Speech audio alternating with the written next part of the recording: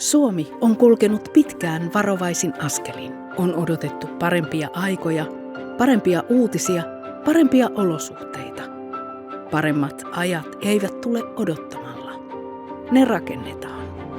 Uskolla, toivolla ja rahoituksella. Uskolla siihen, että seuraava keksintö voi muuttaa kaiken. Toivolla siitä, että Suomesta voi syntyä suuria tarinoita. Ja rahoituksella, joka saa kaiken loksahtamaan paikalleen. Kasvu ei ole riski. Riski on olla kasvamatta. Ensimmäinen askel ratkaisee. Siinä hetkessä pelko väistyy ja liike alkaa. Kun usko kohtaa toivon, syntyy suunta.